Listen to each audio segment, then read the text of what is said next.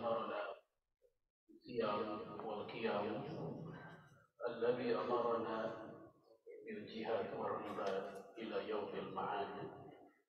أشهد أن لا إله إلا الله وحده لا شريك له، وأشهد أن محمدا عبده ورسوله لا نبي بعده. اللهم صل وسلم على سيدنا محمد وعلى آله وصحبه أجمعين. وقال عليه الصلاة والسلام كما جاء في صحيح البخاري: من يريد الله به خيرا يفقهه في الدين. Amma ba'd, jemaah sekalian, a'azakallahu wa iyyakum. Di dalam perkembangan ilmu, termasuk di dalam ilmu fikih, tentu terjadi pengembangan-pengembangan. Dahulu kita mempelajari fikih itu identik dengan fikih thaharah, fikih tentang bersuci, fikih shalah tentang salat, fikih siyam tentang puasa, dan seterusnya. Namun di abad 20 dan 21, para ulama kontemporer juga memunculkan sebuah nomenklatur atau beberapa nomenklatur yang secara prinsip atau substansi bukan hal yang baru, walaupun secara nama hal yang baru. Saya ambil contoh beberapa. Yang pertama, fiqhul ma'alat, yaitu fikih tentang konsekuensi atau akibat dari sebuah amal. Kemampuan seorang muslim dalam membaca akibat dari sebuah perbuatan, fiqhul ma'alat. Dari mana dalil atau dari mana bukti adanya fiqhul ma'alat? Jemaah sekalian, ada sebuah kaidah, dan kaidah ini pernah saya sampaikan di majelis ini, seingat saya di masa-masa sebelum pandemi, yang berbunyi ad-darar la yuzal bid-darar, bahwa yang namanya bahaya atau hal-hal yang negatif, kerugian atau yang semisal itu tidak boleh dihilangkan dengan sesuatu yang memunculkan bahaya lagi. Seperti misalnya, mohon maaf, ketika ada seorang pemuda, dia bertato dan dia ingin bertobat. Tapi tato itu sekujur badan, bukan hanya di 1-2 titik badannya, sekujur badan. Yang kalau dia hilangkan tato tersebut, dan cara menghilangkannya pun dengan cara tradisional, yaitu dengan misalnya digoreng minyak goreng plus disetrika misalnya, tentu ini akan memunculkan bahaya baru yang bisa jadi mengancam kehidupan jiwanya. Nah, saat itu kaidah tadi berlaku. Ad-darar la yuzal bid-darar. Sebuah doror, bahaya, kejelekan, keburukan, kemungkaran atau yang semisalnya, janganlah dihilangkan lalu memunculkan kemungkaran baru yang sama besar, apalagi yang lebih besar. Maka yang tadi termasuk di dalamnya.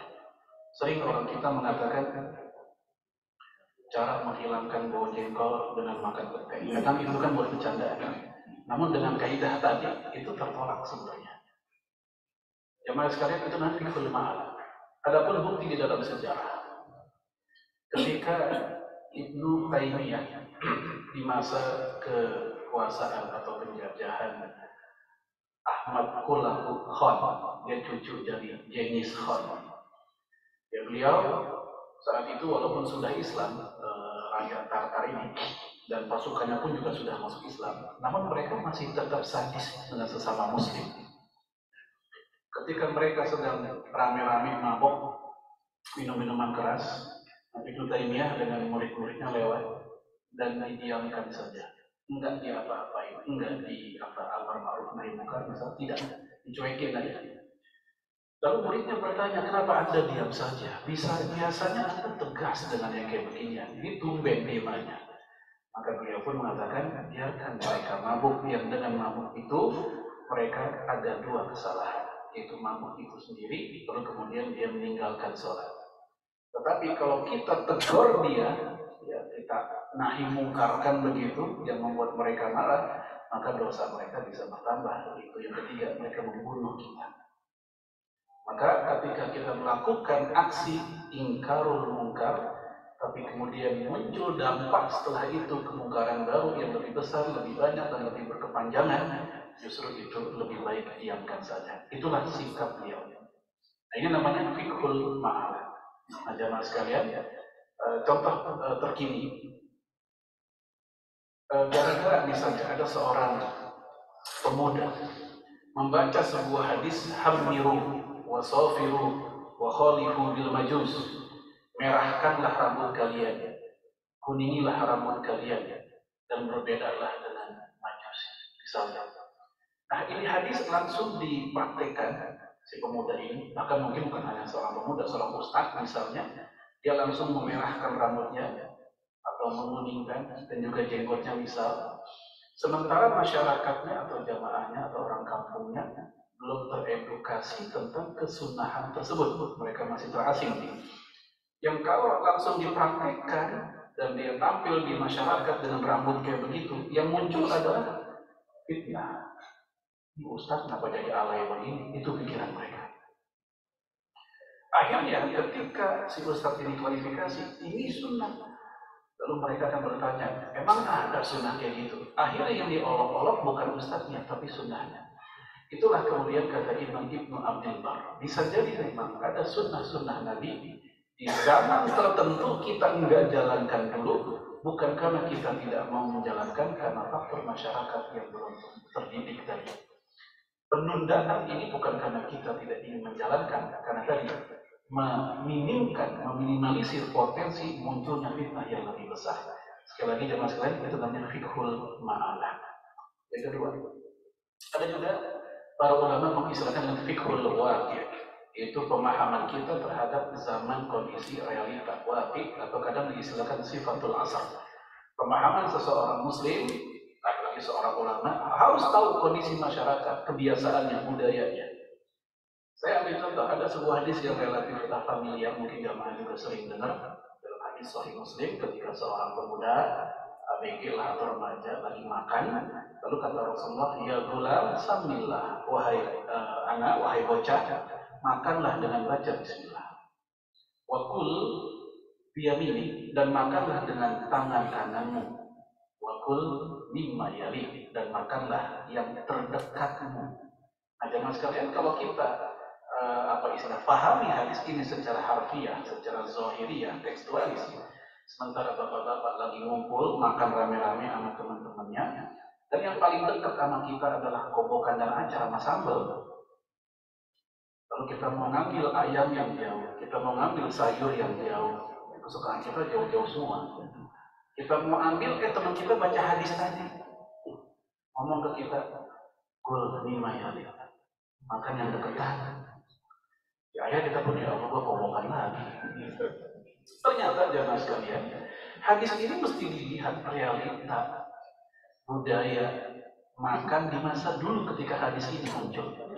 Imam Ibnu Abdul Bar dalam kitab Al-Istizkar, beliau menceritakan kenapa Rasulullah menyuruh si pemuda tadi untuk makan ngambil yang deketan, karena di masa itu makanan itu masih satu jenis. Kalau nasi, semua roti, semua. Artinya mau ngambil yang jauh kan sama juga sama yang dekat. Kenapa ngambil yang jauh segala? Itulah latar belakang kenapa Rasul katakan kepada si pemuda itu ambil atau makan yang dekat. Sebab kalau sampai ngambil jauh-jauh kan, apalagi makan zaman dulu kan bukan di meja di bawah. Kayak nungging itu kan gak sopan. Nah sekarang kata Imam Ibnu Abdul Bar, budaya makan udah berubah. Nggak lagi lauk atau jenis makanan cuma satu, beragam. Maka menerapkan hadis itu dengan kondisi masyarakat yang sudah berubah budaya makannya, kata beliau, mesti dipertimbangkan kembali keakuratannya. Nah, ini yang dimaksud dengan fiqhul waqi', fikih realita. Bahkan termasuk, mohon maaf, yang tadi yang memerahkan, menuningkan rambut, yang mana di zaman ini, kalau ada orang yang melakukan itu, persepsi masyarakat bukan sunnah memang. Di mata masyarakat itu gaya apa itu namanya? Anak gaul kan? Gaul kayak begitu. Akhirnya yang tadinya ingin menerapkan sunnah justru mereka mendapatkan brand yang negatif karena faktor realitanya memang seperti itu kondisinya. Tapi kalau wakil inilah yang menjadi pertimbangan, Karena bisa jadi ada hal-hal yang menjadi realita di negeri kita, di zaman kita, tapi realita itu nggak terjadi di negeri lain, di kampung lain, di zaman yang lain, atau di zaman yang sama bahkan. Itulah kenapa Imam Al-Qarafi pernah menasihati para guru, para ustadz, para ulama, para dai. Kalau ada orang yang bertanya kepadamu, jangan langsung dijawab, difatwakan dengan ayat hadisnya, langsung dijawab begitu. Tapi kenali dulu orangnya, kenali dulu dari mana dia berasal, supaya fatwa ini, ayat dan hadis ini, landingnya pas, kena begitu. Sebab bisa jadi ada ayat, ada hadis yang maksudnya apa, di zaman apa, yang bagaimana kondisi realitanya, tapi diterapkan kepada situasi yang berbeda, malah muncul nanti kesulitan bagi umat. Zaman sekarang alhamdulillah ya kita ambil contoh. Misal saya seorang penganut mazhab Syafi'i, misal datang orang yang menganut mazhab Hambali. Ketika dia menanyakan sedang sholat, tahu-tahunya pakaian yang kejatuhan, kotoran, cecak lah misalnya. Kalau saya pakai standar mazhab Syafi'i, saya akan katakan itu najis. Kenapa? Karena cicak itu hewan yang dilarang dimakan. Hewan yang dilarang untuk dimakan, kotorannya najis. Sementara dia meyakini, atau mazhab di negerinya meyakini, yang namanya cicak itu hewan yang darahnya tidak mengalir. Ada metodologi sudut pandang yang berbeda. Dalam mazhab Hambali, cicak itu sama dikiaskan dengan nyamuk atau lalat, hewan yang darahnya tidak mengalir. Nyamuk ditepok darah bukan darah nyamuk, darah orang. Untuk setiap hewan yang darahnya tidak mengalir, maka dia tidak najis. Dari mana dalilnya? Ketika Rasul menyuruh lalat yang dicelupkan itu, jangan disentuh. Itu tanda hewan yang darahnya tidak mengalir, bangkainya atau kotorannya tidak najis. Nah, itu pandangan seperti ulama. Nah, kalau saya paksakan pandangan saya tadi ke dia dan ke negerinya, yang muncul adalah pertengkaran di sana. Nah, ini menunjukkan bahwa saya tidak ngerti realita orang ini hidup di mana dan bagaimana. Itulah pentingnya jemaah sekalian. Tidak hanya kita paham apa ayat apa hadisnya, tapi bagaimana pandangan yang beragam di tengah masyarakat, supaya kita melandingkan sebuah pendapat itu di masyarakat menjadi penghujam kuat dan tidak memunculkan fitnah. Baik, itu yang kedua, fiqhul waqi. Yang ketiga, yang menjadi sentra pembahasan kita, yaitu fiqhul aulawiyah, fikih prioritas. Istilah ini mungkin sebagian jamaah pernah dengar. Ya, sejak tahun 90-an sudah mulai ada istilah itu. Namun secara substansi, fikih ini sudah ada sejak zaman Rasulullah SAW. Ya, Al-Quran pun diceritakan. Saya ambil contoh, nanti silakan dicek surat An-Nisa ayat 77. Turunnya ayat ini dikarenakan para sahabat Nabi itu udah udah gatel ingin melakukan perlawanan. Karena mereka senantiasa diusir, disiksa, diintimidasi hingga sampai ada yang dibunuh keluarganya Amr bin Yasir, kecuali Amr bin Yasir. Sehingga para pemudanya, Umar termasuk yang kalangan seniornya, Hamzah, mereka minta ke Rasulullah, ayo kita lakukan perlawanan, kita membela diri. Ternyata Rasulullah belum mengizinkan. Ya, kalau bahasa sekarang SK-nya belum turun. SK untuk melawan belum turun. Justru yang turun kemudian surat An-Nisa ayat 7. Ya, di mana Allah berfirman, ya alam tara ilal ladzina qila lahum kufu aydiyakum wa aqimus shalah wa atuz zakah. Ya, tidaklah engkau melihat orang-orang yang ketika dikatakan kepada mereka, tahan tangan kalian. Maksudnya tahan tangan itu jangan perang. Terus ngapain dong? Aqimus shalah wa atuz zakah. Sekarang itu konsentrasinya salat zakat. Maksudnya rukun Islam. Kuatin. Ibarat bikin rumah, prioritasnya itu jangan tembok dan dinding dulu, atap dulu. Fondasi dulu, kalau perlu cakar ayamin semua. Sebagai antisipasi, barangkali besok-besok ini rumah akan menjadi bertingkat-tingkat. Itu yang dikuatin 13 tahun pertama di Mekah. Adanya rincian-rincian fikih rata-rata kebanyakan di Madinah. Ini contoh prioritas Islam terhadap apa yang diperhatikan oleh sahabat saat itu, diguidance-kan oleh Al-Quran. Contoh yang kedua, tentang masalah kepada siapa dahulu kita mesti beriman. Allah pun memberikan gambaran. Yas'alunaka madza yunfiqun. Mereka bertanya kepadamu tentang bagaimana sih kita berinfak. Kul, katakanlah, wa ma anfaqtum min khair, kebaikan yang kalian infakkan, yang kalian berikan itu balil walidain, ke orang tua dulu, wal aqrabin, kepada kaum kerabat, wal yatama wal masakin, ke anak yatim, ke orang miskin. Ada urusannya. Maunya kita, kebaikan kita, harta kita dirasakan oleh banyak orang, itu maunya kita. Tapi kan kadang muncul keadaan di mana saking banyaknya mereka, sementara kekuatan kita terbatas. Nah, yang kayak gitu mesti ada prioritas. Nah, yang disuruh oleh Allah adalah balil walidain, sama orang tua. Kita udah rencana nih buat Masjid Muhajirin, kita mau infak buat anak yatim sampai ke rumah juga, buat keponakan, buat bayaran sekolah juga. Saat yang bersamaan orang tua kita infak. Assalamualaikum. Salam. Ada apa?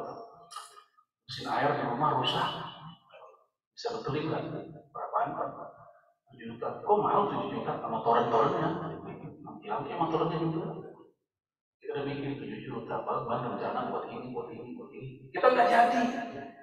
Ingat sama ayat tadi, orang tua dahulukan. Terus niat kita yang tadi gimana? Nggak usah khawatir, tetap dapat nilainya. Hal itu Rasul tegaskan dalam hadis Sahih Muslim.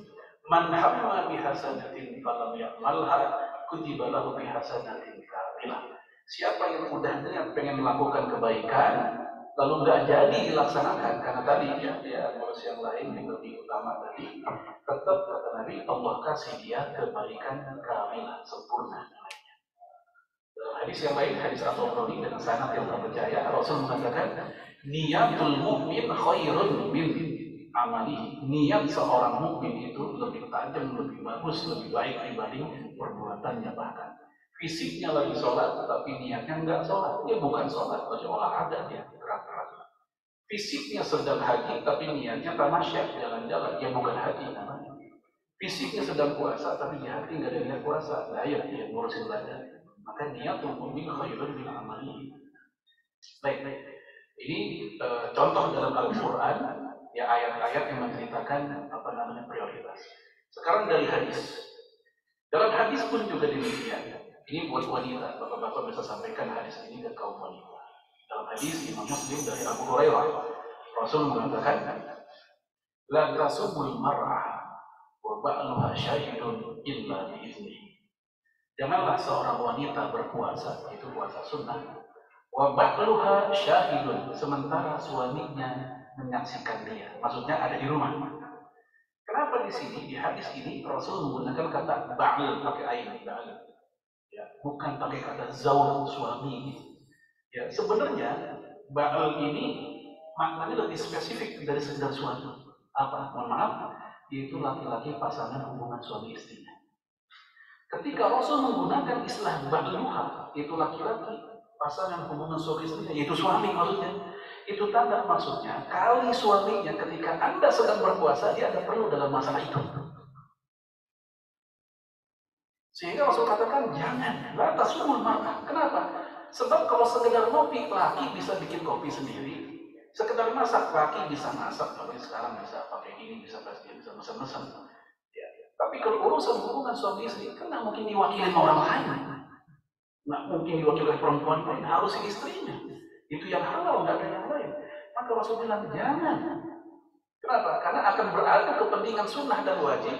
Kalau dia mementingkan yang sunnah, itu terlarang. Maka yang wajib utamakan, yaitu suami. Illa bi'izni, kecuali suami mengizinkan. Bang, besok saya mau puasa Senin Kamis. Ya, lo tega banget kalau mau WFH. Lah, WFH mah ngapain, mah kerja. Udah, nggak apa-apa. Nah, udah diizinin tuh, silahkan. Sekali lagi jamaah sekalian, ini konteksnya apa tadi? Puasa sunnah. Kalau puasa wajib enggak, boleh dibatalin tanpa alasan. Ya, puasa Ramadan saja. Adapun puasa qadha karena waktunya al-wajib al-muassaq. Para fuqaha mengatakan qadha itu al-wajib al-muassaq, kewajiban yang lapang waktunya, itu diskusiin aja baik-baik. Baik, itu contoh hadis pertama tentang masalah prioritas. Contoh yang kedua, masih di hadis juga, kita ngambil dua-duanya. Ayat tadi dua, di hadis juga dua. Misalnya, dalam hadis Sahih Muslim, sama juga dari Abu Hurairah, Rasul mengatakan, Innallaha la yanzuru ila suwarikum wa amwalikum Walakin yanzuru ila qulubikum wa a'malikum. Allah nggak melihat pada suara-suara itu gambaran tubuh, gambaran apa yang kita pakai, pecinya kayak, kokoknya kayak, gamisnya kayak, celana panjangnya kayak, dan seterusnya. Ya, ada orang kalau mau pakai apa-apa maunya yang bermerek dan berkelas. Peci kalau nggak awing nggak mau dia. Ya, kemeja juga begitu, kalau nggak mereknya A dan B yang terkenal itu dia nggak mau. Allah nggak lihat, walaupun manusia melihat. Bisa jadi manusia melihat, dalam artian manusia itu memandang saudaranya dengan apa yang Anda kenakan, itulah Anda di masyarakat. Bahkan dalam masalah harta, yaitu kendaraan. Apa yang kita kendarai, motor kan, mobil pun juga bermacam-macam. Mobil yang kayak apa tuh, itulah Anda di masyarakat. Itu di mata manusia. Tapi di mata Allah, yang uzur, Allah nggak lihat gitu. Walakin yang uzur ila qulubikum, tetapi yang Allah adalah hati, gerak-gerik hati kita, kebersihan hati kita. Nah, dari sini Imam Al-Ghazali rahimahullah pun mengatakan dalam Islam kebersihan hati, kesehatan hati itu lebih utama dibanding fisik. Walaupun fisik juga tak dilupakan dalam Islam, namun ketika kedua-duanya beradu dalam waktu yang sama, hati lebih utama. Mohon maaf, ada ya, anggaplah oknum di antara umat Islam, mereka begitu perhitungan banget duitnya keluar kalau untuk hal-hal yang sifatnya tazkiyatun nafs, pensucian dirinya, jiwanya.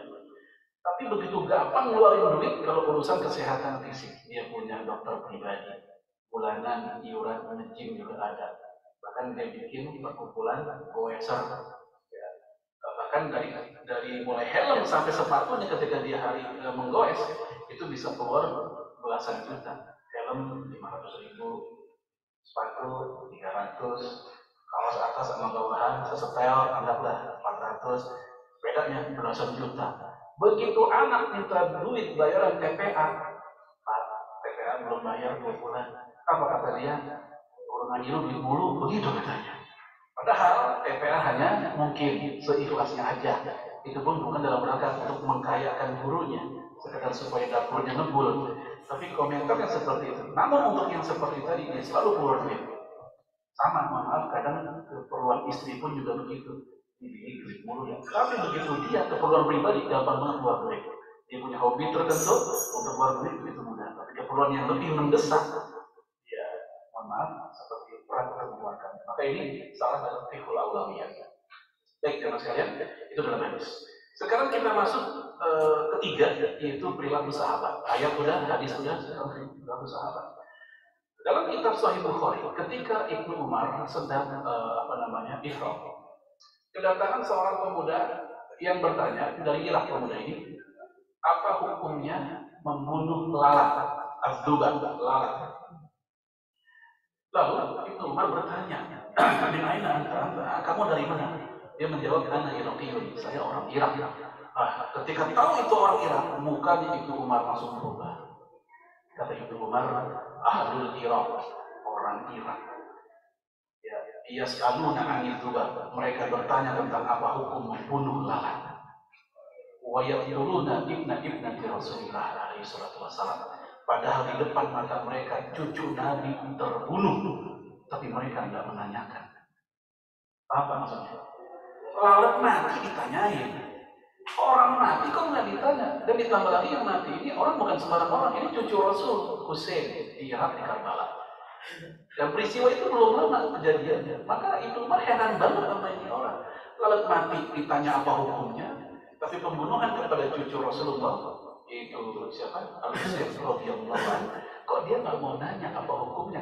Apakah sebesar itu energi yang harus dikeluarkan hanya untuk bertanya masalah lalat, sementara begitu masalah yang lebih besar urgen nyawa orang, nyawa mukmin yang kata Nabi dengan robohnya Ka'bah aku lebih sedih, lebih ngeri, lebih iba, lebih sedih dengan dibanding robohnya nyawa mukmin. Bahkan seandainya ya hancurnya dunia ini dibandingin nyawa seorang mukmin, itu lebih mahal nyawa seorang mukmin. Ternyata ditanyanya bukan itu, tapi hukum membunuh lalat. Nah, jemaah sekalian, azanallahu, saya pun merasakan banget hari ini ternyata perdebatan terjadi di medsos. Itu kalau kita pikir-pikir bukan masalah yang urgen dan prinsip. Kebanyakan masalahnya ya masalah itu lagi. Ya, masalah yang harusnya udah final selesai dan saling berjabat tangan harusnya. Tapi ternyata muncul lagi, selalu muncul lagi seperti itu. Jangan sekali, kalau di depan kita ada seekor buaya lewat, dan hidup kita pun terancam oleh buaya itu. Kalaupun kita mau ngasih perlawanan, kan jangan pakai pisau lipat, nggak cukup pisau lipat mah. Memang pisaunya. Pakai yang panjangan dikit, supaya pas seimbang perhatiannya dan senjatanya. Begitu nyamuk pakai mortir, mati semua. Nah, tahun 2021 kemarin waktu masih tengah-tengah pandemi itu, saya sempat dapat kiriman PDF lewat WA, e-book sebuah buku berbahasa Arab dari seorang mahasiswa S2 dari Mesir. Hukum laki-laki memakai dasi, tebelnya 750 halaman. Ya, saya diminta sama dia untuk membaca dan mengkajinya. Saya bilang, ya Allah, segini tebelnya. Kira masalah apa kek, pemurtadan, apa kita butuh energi untuk menjaga umat Islam. Ini masalah dasi doang. Saya bilang, saya baca kesimpulannya aja ya. Kesimpulannya adalah haram. Haram laki-laki pakai dasi dengan alasan tasyabbaha biqaumin, bahwa siapa yang menyerupai sebuah kaum, dia bagian dari kaum itu. Terus saya kasih komentar beberapa saja. Saya bilang bahwa hadis tersebut, ya, menurut para pensyarahnya, itu kalau tasyabuhnya, penyerupaannya, itu dalam hal-hal yang khusus atau khas keagamaan. Untuk hal-hal yang sifatnya universal, itu nggak termasuk. Pantofel, jas, hem, kemeja, itu universal. Sehingga para ulama di Mesir, Yordan, bahkan ulama Saudi yang saat itu dimuftikan oleh Syekh bin Baz pun mengatakan laki-laki pakai dasi, pakai jas, pantofel, dan misalnya itu nggak ada masalah, itu nggak mencirikan agama. Dan fakta dalam sejarah Rasulullah pun pernah menggunakan jubbatan rumiyatan royikotan. Jubbah, Romawi, royikoh, sempit. Nah, Romawi di masa Rasul agamanya apa? Nasrani kan? Ya kan? Baik timur maupun barat. Mereka jadi Islam, yang timur yang kemudian jadi Turki itu baru di masa kemudian 8 abad setelah Rasul. Rasul pakai baju mereka, dan gak ada yang bilang Rasul menyerupai mereka. Kan ini pakai yang universal. Yang khas agama, contoh laki-laki atau perempuan pakai topi sinterklas, itu jelas sudah khas. Bapak laki-laki pakai baju ala biksu yang warnanya merah sama kuning tuh, terus pala dibotakin kasih balap 6, jadi tuh mirip banget itu udah ya. Nah yang kayak gini jelas khas yang kayak gini. Tapi kalau untuk pakai meja awalnya Eropa, oke deh kita ganti koko. Lah koko juga awalnya Cina, pakai apaan jadinya kita? Gamis, lah gamis Abu Jahal juga pakai. Emang Abu Jahal pakai batik kan enggak? Ya, mereka ini cuma sekalian prinsip pakaian dalam laki-laki, khusus kaum laki-laki adalah dia penting untuk aurat. Ya, tidak kelihatan aurat nah begitu. Dan sebesar itu selesai. Lebih simple dibanding kaum wanita. Baik teman sekalian, tadi ya masalah itu sampai menghabiskan tenaga atau energi. Ya, bagus sih buku ilmiah sebenarnya, 20 halaman. Tapi sayang sebenarnya. Sebelumnya lagi, sebelum zaman WA, saya juga sempat dikirim fotokopian tentang hukum laki-laki mencukur jenggot, itu 1020 lebih halaman. Bukannya nggak boleh, silakan bahas masalah itu secara ilmiah. Tapi kalau itu menjadi hal yang kayaknya lebih prioritas, misalnya, ini yang saya maksud tadi, khawatir kita salah memetakan. Ya, karena permasalahan kita jangan sampai mirip seperti seorang gadis lagi berkaca bercermin di hadapan cerminnya, lagi menjadikan jerawat, dianggap itu sebuah masalah. Menjadikan jerawat 11 miliar itu sebuah masalah. Saat yang bersamaan rumahnya kebakaran atau kamar yang kebakaran. Yang lebih utama bagi dia bukannya menjadikan jerawat sebenarnya, tapi ngapain? Telepon damkar, rumah saya kebakaran, ada nyawa yang terancam, itu dulu. Mirip seperti orang yang kena komplikasi, dia kena kutil, dia kena mata ikan. Saat yang bersamaan kena juga kanker sama jantung.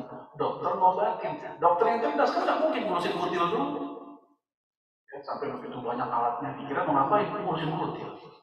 Nah, jemaah sekalian, bukannya nggak boleh, tapi salah dalam menetapkan prioritas.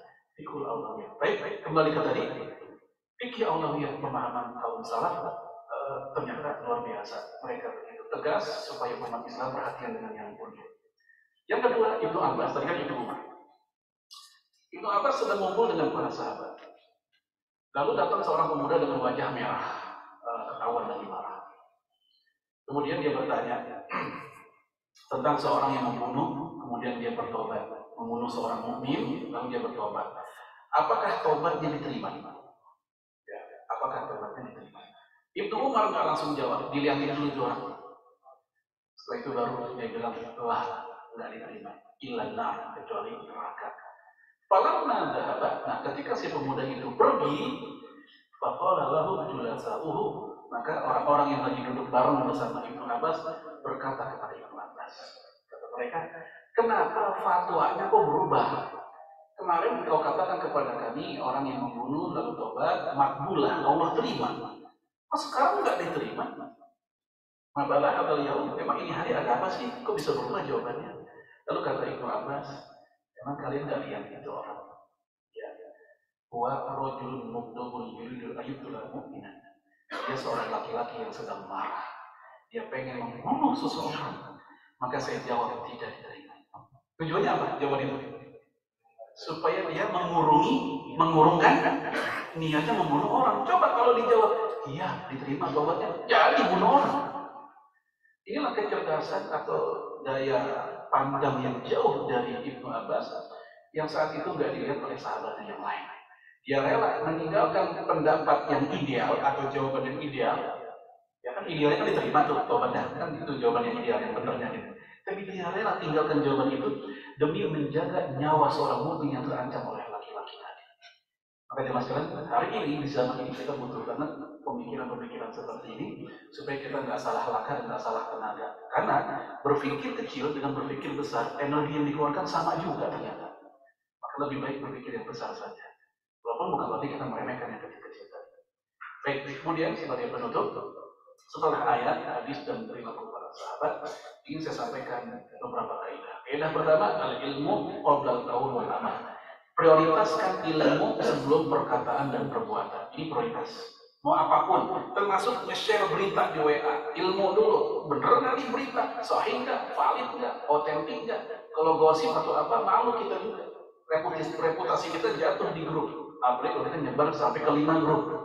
5-5-nya kasih klarifikasi, Pak, mohon maaf itu hoax, bohong. Ya, kita pun bukan hanya malu, jatuh nama baik kita. Baik, ini yang pertama, yaitu taqdimul ilmi qabla al-qaul wal amal. Dahulukan ilmu sebelum berkata dan berbuat. Dulu di Masjid UI udah cukup lama waktu zamannya itikaf, kira-kira jam 1-an, ada anak muda mungkin mahasiswa UI sholat malam sambil pakai mushaf. Terus saya tanya, Dek, itu apa dalilnya? Jawaban dia adalah melihat kakak kelas. Ya. Melihat kakak kelas, berarti kan dia asal ikutan tuh, taklid. Khawatirnya kakak kelas pun pas ditanya, apa dia jawabannya sama dengan kakak kelas. Itu lama-lama sanatnya bukan lagi kakak kelas. Ya, hingga sampai ke dekanat, ke rektorat kan begitu. Nah, jawaban kayak gini kan rapuh. Khawatir ketika ada orang yang iseng menggugat, dia nggak bisa jawab, kasihan. Di materi beberapa bulan lalu kan pernah saya sampaikan ya tentang hal-hal yang dibolehkan dalam sholat. Salah satunya adalah sholat menggunakan mushaf.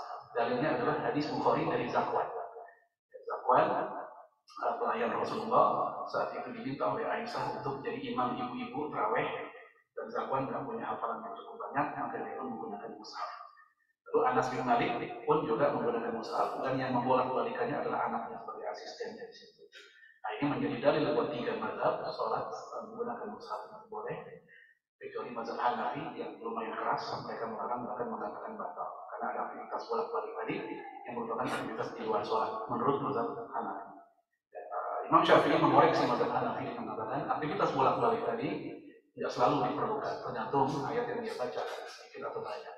Dan kalaupun dibolak-balik karena memang ada hajat, itu hajat yang dimaafkan. Baik. Yang kedua kaidahnya, yasiru wa la tu'assiru, basyiru wa la tunaffiru. Permudahlah jangan persulit. Ini juga watak Islam. Hal ini ditegaskan dalam hadis Bukhari, kata Aisyah, ma khuyyiru min amrayn illa ittakhadha aisarahuma. Rasul itu kalau dikasih 2 pilihan di hadapan dia, niscaya Rasul akan memilih yang lebih mudah. Nabi akan memilih yang gampang. Malamnya kun isma, selama itu tidak mengandung dosa. Misal bapak-bapak lagi pergi sama keluarga, keluar kota, pulang kampung. Istrinya bilang kita kosor aja yuk sama zaman. Kita bilang hatimu lemah, begitu. Bukan hatimu lemah, itu dia lagi ngambil apa? Rasul. Di mana Rasul itu mengambil yang mudahan. Ibnu Aun punya guru namanya Ibnu Sirin. Ibnu Aun cerita, Ibnu Sirin ini ulama yang sangat ketat untuk dirinya sendiri. Tapi kalau untuk orang lain dia sangat memberikan kelonggaran selama tadi tidak mengandung dosa. Nah inilah watak Islam. Kemudian basyiru wala tunafiru, berikan kabar gembira, jangan orang bikin lari dari agama. Termasuk mohon maaf tema-tema kita dalam kajian taklim pun juga jangan tema-tema bukannya nggak boleh ya sesekali sih silakan. Namun jangan sampai buat tema-tema itu membuat kita jadi pesimis, membuat kita ngeri atau putus asa. Hadirlah kajian ini ya, pertemuan pertama. Malam pertama di alam kubur, waduh. Apalagi yang baca kan pengantin baru, malam pertamanya beda. Seri kedua bulan depan, ya. Malam kedua di alam kubur, berapa malam lagi sih? Seri ketiga, bengisnya malaikat Zabaniyah. Siapa malaikat Zabaniyah? Malaikat khusus penyiksa di neraka. Coba judul tentang nikmat kubur, tentang bidadari, supaya seimbang. Sebab kalau tema-tema tentang begitu terus, tadi manusia akan bawaannya tuh penuh hidup kita gitu. Lemas gitu. Kebalikannya kalau yang satunya juga berlebihan, terlena juga. Maka yang lebih utama adalah keseimbangan di antara keduanya. Maka ini dulu baru itu semuanya sebab. Maaf, tidak semua saya bahas kaidahnya, ada 8 kaidah. Kita bahas 3 saja tadi, yaitu al-ilmu qabla qaul amal. Yang kedua, yasiru wa la tu'asiru. Yang ketiga, basyiru wa la tunafiru. Barangkali ada diskusi, kalau yang ada silakan. Assalamualaikum warahmatullahi wabarakatuh. Silakan ya Pak. Ya. Assalamualaikum Ustaz. Assalamualaikum. Mungkin yang saya mau tanyakan tentang tadi kan Ustaz mengatakan penerapan sunnah kan kadang harus melihat realitas yang berbeda. Yang mau saya tanyakan tentang ini penerapan isbal Ustaz. Kan ada yang menyatakan bahwa isbal itu kan karena dulu supaya kita menyelisihi dari Yahudi ya yang berbaga-baga untuk memanjakan pakaian. Nah, tapi ketika kita tidak berniat seperti itu, tidak membanggakan diri atau sombong ketika berpakaian, apakah boleh kita memanjangkan pakaian kita di bawah atas kaki? Karena katanya kan ancaman untuk isbal ini ya juga besar. Nah, bagaimana seharusnya kita menerapkan untuk isbal itu? Ya, untuk isbal, jamaah sekalian, ada beberapa metodologi para ulama dalam memahami hadis-hadis tentang isbal. Hadis tentang isbal lumayan banyak. Ada yang menyebut orang yang isbal itu Allah nggak mau lihat di akhirat. Ada yang menyebut orang yang isbal itu ya akan ditenggelamkan ya di neraka. Ada yang menyebut isbal itu ya kalau sombong ya maka dia akan di neraka. Jadi macam-macam bentuk kalimatnya. Nah dari situlah kemudian muncul pertama yang mengatakan isbal sombong ke enggak sombong ke masyarakat kayak apa ke budaya pakaiannya tetap haram. Apa kaidah mereka? Yaitu berbunyi al-mantuq muqaddamun alal mafhum. Memahami teks secara tersurat itu apa? Ya harfiah, tersurat ya. Muqaddamun lebih diutamakan ya alal mafhum dibanding yang kontekstual. Dengan dalil itu, dengan kaidah itu, mereka mengatakan isbal buat kaum laki-laki apapun mau celana panjang dan gamis mau dan itu dan apapun kondisi masyarakatnya tetap terlarang. Pendapat siapa ini? Imam Ibnul Arabi, Imam Ibnu Hajar di kesimpulan akhir. Dulunya saya kira Imam Ibnu Hajar tidak mengharamkan, tapi di kesimpulan akhirnya dia tetap mengharamkan. Kemudian Imam Ibnu Katsir dan para ulama sekarang yang ada di Saudi, sebagian di Yaman dan semisal mereka. Ini yang pertama. Yang kedua mengatakan bahwa hamlul mutlak ilal muqayyad, itu kaidahnya. Memahami hadis yang masih umum harus menurut hadis yang menspesifikannya. Hadis-hadis ancaman neraka tentang isbal itu masih global, masih mutlak. Apa yang mengkhususkannya? Yaitu khuyalan jika sombong.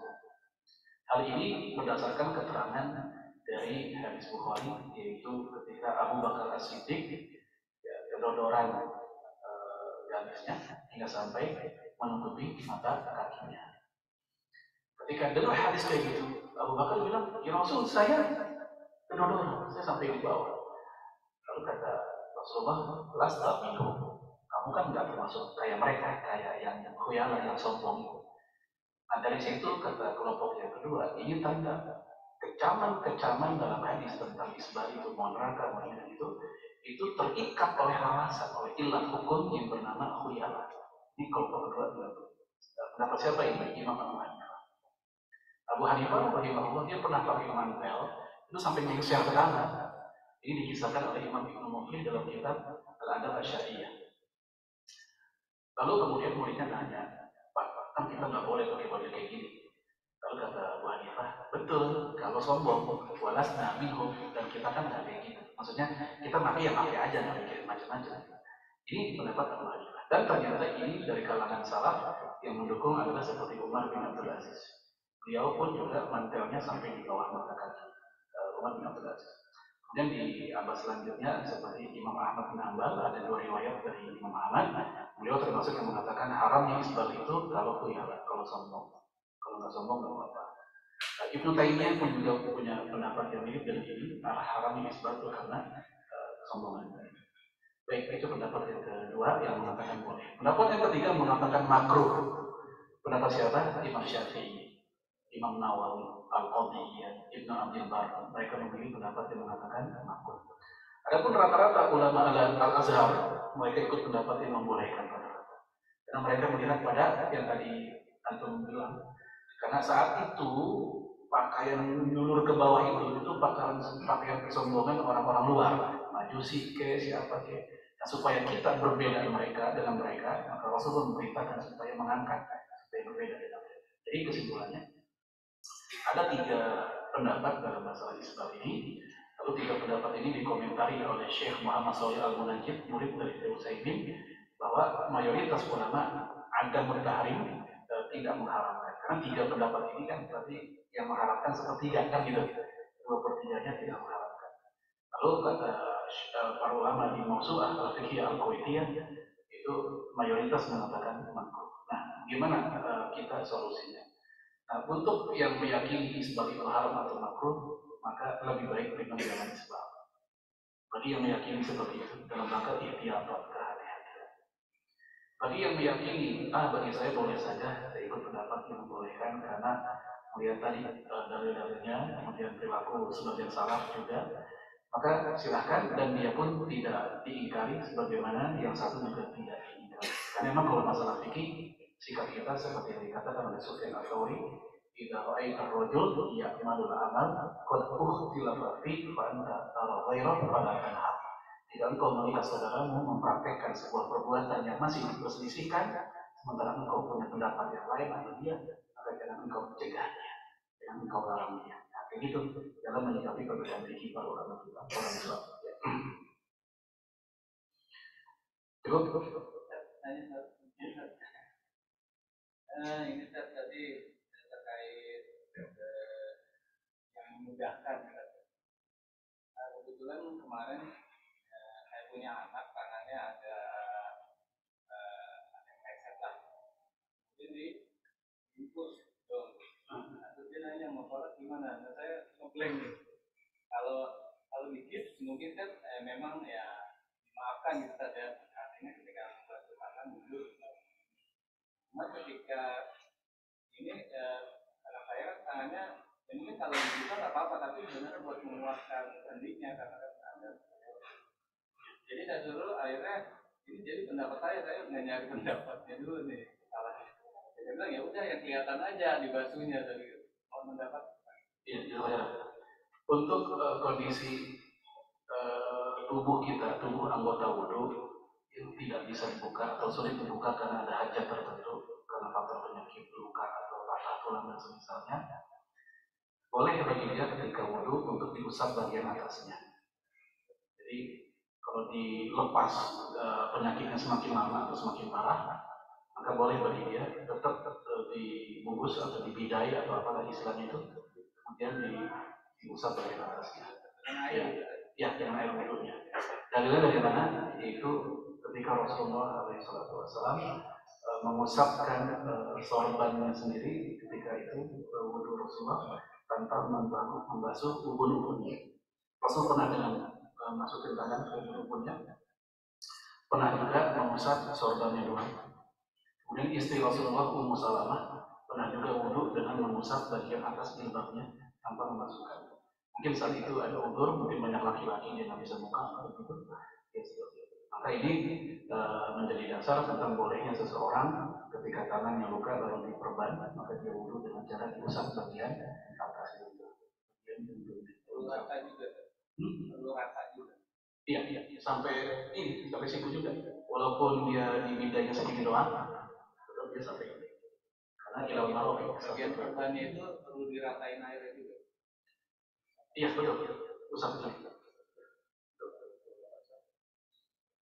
Tapi jangan sampai ini ya, jangan sampai merusak. Jangan sampai merusak. Perbannya jadi basah. Jangan diguyur. Cukup di ini aja. Kita ada feeling kan, pakai feeling. Jangan sampai juga basah semua.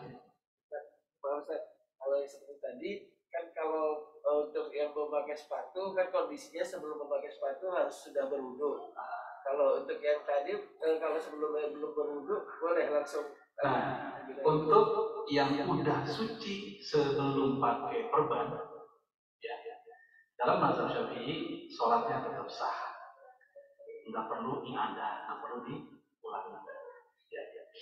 Namun kalau dia pakai perbannya, pakai bungkusan itu sebelum wudhu dalam keadaan belum suci, ya, kemudian setelah itu baru dia wudhu yang pakai itu ya. Maka kata dalam mazhab Syafi'i orang tersebut nanti kalau udah sembuh dia wajib iadah. Apa iadah?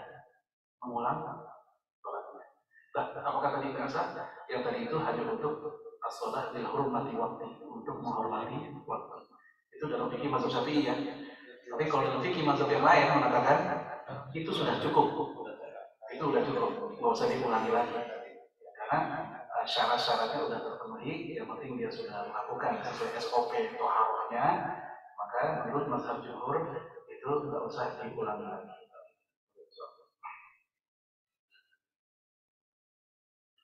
Baik, cukup ya. Kita akhiri dengan kafaratul majlis. Subhanakallahumma wa bihamdika, asyhadu an la ilaha illa anta, astaghfiruka wa atubu ilaik. Assalamualaikum warahmatullahi wabarakatuh.